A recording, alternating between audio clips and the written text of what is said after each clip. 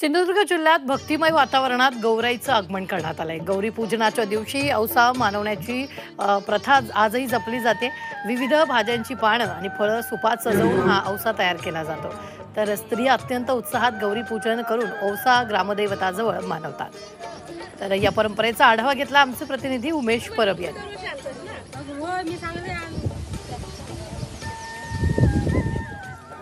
तळ कोकणात गणेशोत्सव जो आहे तो विविध परंपरांचे आणि संस्कृतीचे दर्शन घडवत असतो। आपण त्या दृश्यामध्ये बघितलं असेल तर आज गौरी पूजन आहे आणि त्या गौरी पूजनाच्या निमित्तानं त्या सर्व सवाष्ण महिला ज्या आहेत त्या आपल्या हातामध्ये वौसा घेऊन त्या ठिकाणी येताना पाहायला मिळत आहेत। तळ कोकणामध्ये कालच्या दिवसामध्ये गौरीचं आगमन होतं। अगदी वाजत गाजत गौरी या ठिकाणी प्रत्येकाच्या मानाच्या गौरी आहेत त्या घरोघरी येतात आणि त्यानंतर दुसऱ्या दिवशी गौरी पूजनाच्या दिवशी तिला नटवलं जातं, सजवलं जातं आणि त्यानंतर आपला वंश वाढावा यासाठी त्या ठिकाणी गौरीचा वौसा घेऊन फिरण्याची एक प्रथा कोकणात आजही जपली जाते।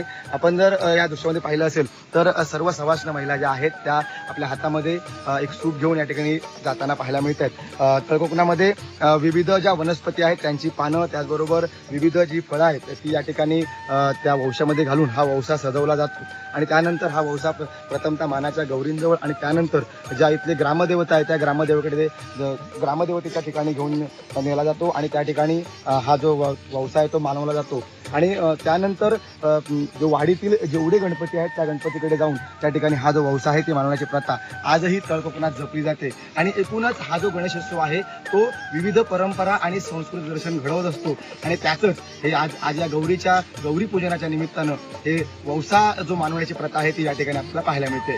कॅमेरामन विक्रांत परबसह उमेश परब, झी मीडिया, सिंधुदुर्ग।